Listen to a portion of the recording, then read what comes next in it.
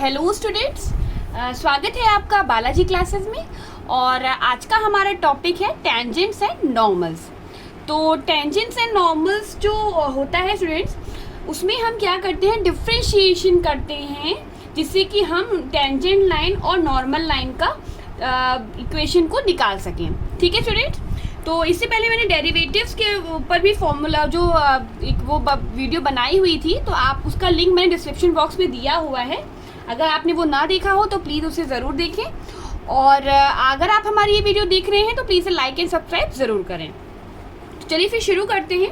हमारा जो आपको याद होगा जब हमने ये चीज़ बताई हुई है, the equation of a straight line, इसका एक फॉर्मूला होता है स्टूडेंट्स। स्ट्रेट लाइन का equation of a straight line passing through, equation of a straight line passing through a given point. मतलब एक पॉइंट से जब हम एक लाइन होके निकलती है और उसका पॉइंट क्या है, x0 y0, ये पॉइंट हो गया। ठीक है स्टूडेंट्स, तो हैविंग फाइनाइट स्लोप m, मतलब एक स्लोप बनाते हुए निकल रही है, हैविंग फाइनाइट स्लोप, और वो स्लोप क्या है, m। तो उस इक्वेशन को कैसे हम लिखते हैं, उसका एक फॉर्मूला होता है और वो बहुत इंपॉर्टेंट होता है क्योंकि उसी को यूज करके हम सारे क्वेश्चंस को सॉल्व करते हैं। तो वो फॉर्मूला क्या होता है students, y minus y0 is equal to m x minus x0। ठीक है स्टूडेंट्स, तो ये हमारा मोस्ट ऑफ इम्पॉर्टेंट फॉर्मूला है जो आपको याद रखना है क्योंकि टेंजेंट्स एंड नॉर्मल्स पूरा इसी पे बेस्ड है और हमको इसी का यूज करते हुए आगे के जितने भी क्वेश्चंस हैं उन्हें सॉल्व करना है। ठीक है स्टूडेंट्स, तो अब हम आगे बढ़ते हैं। कुछ क्वेश्चंस के साथ में हम आपको इसे बताएंगे कि किस तरीके से हम उसको यूटिलाइज करते हैं और क्वेश्चन को सॉल्व करते हैं। तो मैंने एक क्वेश्चन लिया हुआ है students, find the point at which,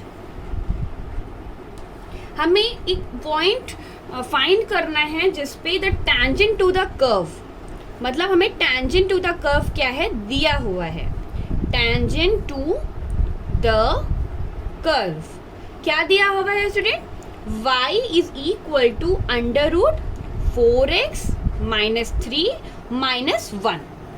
okay, और इसका हमें स्लोप भी दिया हुआ है। स्लोप क्या होता है स्टूडेंट, m होता है। तो स्लोप क्या दिया हुआ है हमें, 2/3 दिया हुआ है। तो हमें क्या करना है स्टूडेंट, हमें एक वो पॉइंट निकालना है जहाँ पे ये टेंजेंट कर्व का स्लोप ये 2/3 है। ठीक है स्टूडेंट, तो हम इसका सॉल्यूशन निकालना स्टार्ट करते हैं स्टूडेंट। सॉल्यूशन जब हम निकालेंगे तो हमें पहली चीज़ तो हमें y दी हुई है स्टूडेंट। y क्या है, under root 4x minus 3 minus 1। ठीक है स्टूडेंट, अब हमने आपको बताया कि टेंजेंट्स एंड नॉर्मल्स क्या होता है, dy/dx हम जब निकालते हैं तो वही उसका टेंजेंट लाइन ऑफ इक्वेशन होता है और नॉर्मल लाइन ऑफ इक्वेशन होता है। तो हमने क्या किया, dy/dx किया, यानी कि डिफ्रेंशिएशन किया। तो क्या हुआ, d/dx of under root 4x minus 3 minus 1। Okay student, तो dy/dx इज इक्वल टू, ये जब d/dx ऑफ 4x माइनस 3 का ये होगा तो ये क्या होता है, इसको हम इस तरह से भी लिख सकते हैं, d/dx ऑफ 4x माइनस 3 की पावर 1/2। और 1 का तो आपको पता ही है, जब कोई भी रियल नंबर होता है उसका डिफरेंशिएशन होता ही नहीं है। तो dy/dx जब हम निकालेंगे तो ये आपको पता है, मैंने एक फॉर्मूला बताया हुआ था, d/dx of x to the power n is equal to होता है nx to the power n minus 1। Okay students, तो n क्या है, 1/2, x यानी कि क्या है 4x माइनस 3 और इसकी पावर n माइनस 1 मतलब 1/2 माइनस 1। तो dy/dx क्या हो जाएगा स्टूडेंट्स, 1/2 4x माइनस 3 और ये 1 माइनस 2, ये हो जाएगा 1 माइनस 2 1 ज़ा 2/2। तो ये क्या हो जाएगा, 1/2 4x minus 3 to minus one क्या होगा स्टूडेंट, 1 होगा अपॉन 2 होगा, लेकिन साइन जो है वो हमेशा बड़ी नंबर का आता है और यहाँ 2 बड़ा है तो यहाँ हो जाएगा -1 अपॉन 2। ठीक है स्टूडेंट्स, तो 2 1 ज़ा 2, 2 2 ज़ा 4, तो dy बाई dx क्या हो जाएगा स्टूडेंट्स, ये 2 ऊपर रहेगा अपॉन ये -1 अपॉन 2 जब नीचे आएगा तो ये अंडर रूट क्या हो जाएगा 4x - 3 हो जाएगा। ओके स्टूडेंट्स, ये हमारा हो गया, क्योंकि dy बाई dx होता है स्लोप और वो हमें दिया हुआ है 2/3, तो 2/3 इज इक्वल टू हम रख देंगे 2 under root 4x - 3। Okay students, तो अब हमने क्या किया, हमने इधर 2 into under root 4x - 3 is equal to 3 into 2, तो ये 2 और ये 2 कैंसिल हो जाएगा, तो ये क्या हो गया under root 4x - 3 is equal to 3। अब हमने क्या किया, दोनों तरफ स्क्वायर कर दिया, तो स्क्वायर जब हम करेंगे दोनों का तरफ स्क्वायर करेंगे तो ये रूट हट जाएगा, तो ये हो जाएगा, जबकि रूट का स्क्वायर करते हैं तो आपको पता है स्टूडेंट्स √2 इंटू √2 क्या होता है 2 होता है, तो ऐसे ही जब हम रूट का स्क्वायर करेंगे तो ये 4x - 3 हो जाएगा और 3 का स्क्वायर करेंगे तो 9 हो जाएगा, तो 4x इज इक्वल टू हो जाएगा 9 और ये माइनस का 3 जब इधर का आएगा तो ये प्लस का 3 हो जाएगा, 4x इज इक्वल टू हो जाएगा 12 और x इज इक्वल टू हो जाएगा 12/4, क्योंकि 4 इधर मल्टीप्लाई में है तो नीचे आके डिवाइड में आ जाएगा, तो 4 1 ज़ा 4, 4 3 ज़ा 12, तो x इज इक्वल टू कितना आ गया 3 आ गया, हमें एक पॉइंट आ गया, x हमें मिल गया है, और y हमें क्या हो दिया हुआ था student, y is equal to हमने x निकाल लिया हुआ है, y हमें क्या दिया हुआ था अंडर रूट 4 3 -1, ये मैंने किस में पुट किया आपको पता है स्टूडेंट, y हमें क्या दिया हुआ था अंडर रूट 4x - 3 -1, तो 4 इंटू एक्स की जगह 3 रख दिया -3 और -1।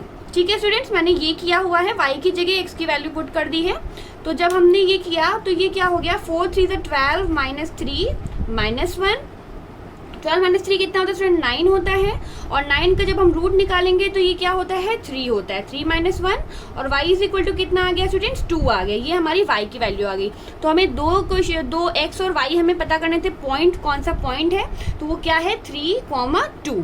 ओके स्टूडेंट्स, तो नेक्स्ट जो हमें क्वेश्चन दिया हुआ है students, find the equation of all lines having slope 2 and being tangent to the curve y plus 2 upon x minus 3 is equal to 0।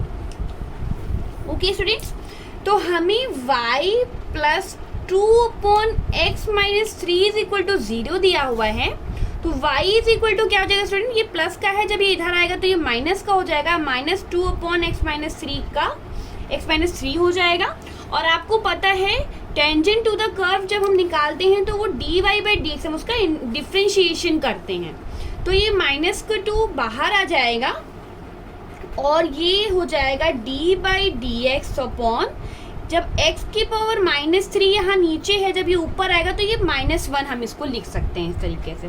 ठीक है स्टूडेंट्स, तो dy by dx is equal to क्या हो जाएगा -2 into, ये अब आपको पता है मैंने एक फॉर्मूला बताया है d by dx of x to the power n is equal to nx to the power n -1, तो n क्या है यहाँ पे स्टूडेंट -1 है, और x to the power x minus 3 की पावर क्या हो जाएगी -1 और -1, कैसे n की जगह हमने -1 रखा और -1, ठीक है n -1 क्योंकि n यहाँ पे -1 है, तो dy by dx is equal to क्या हो जाएगा, माइनस माइनस प्लस हो जाएगा, तो 2 1 ज़ा 2 हो जाएगा, और ये हो जाएगा x - 3 to the power -2, minus minus plus हो जाएगा, और क्योंकि साइन जो है वो इक्वल है तो यहाँ माइनस का 2 हो जाएगा।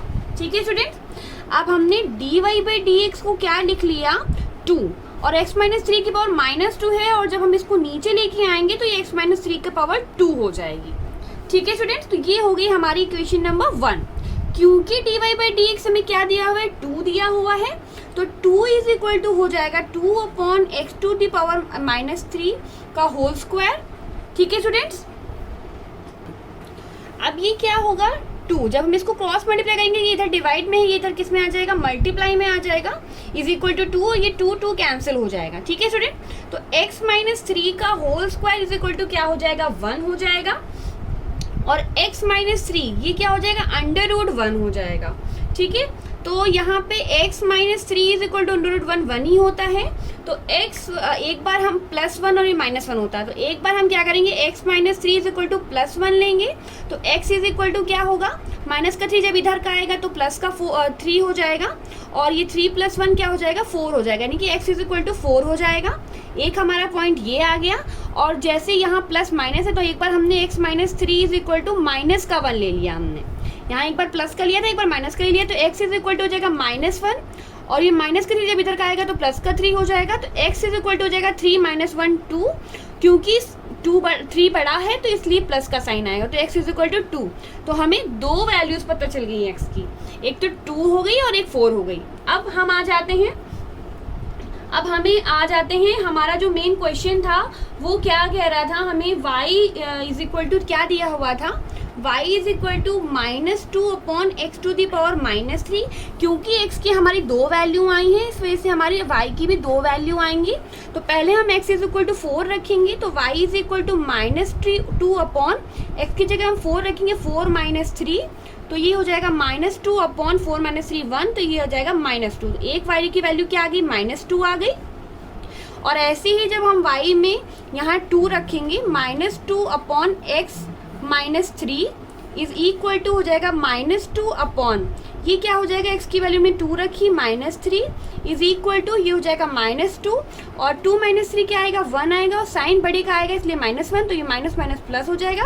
तो y की वैल्यू आ गई 2, तो y इज इक्वल टू 2 आ गया। ठीक है स्टूडेंट्स, तो अब आपने देखा यहाँ पे 2 पॉइंट्स आए हुए हैं। जब हमने x इज इक्वल टू 4 रखा हुआ था तो आपने देखा y की वैल्यू क्या आई, -2 आई, और जब हमने x की वैल्यू 2 रखी हुई थी तो y की वैल्यू 2 आई। तो हमारे पास में ये 2 पॉइंट्स आ गए और यही हमें निकालना था। ठीक है स्टूडेंट्स, तो अगर आपको हमारी ये वीडियो अच्छी लगी हो तो प्लीज़ हमारी वीडियो को लाइक करें, हमारे चैनल को सब्सक्राइब करें, और अगर आपको कहीं भी कोई डाउट है तो आप मुझे कमेंट बॉक्स में कमेंट कर सकते हैं। Thank you so much.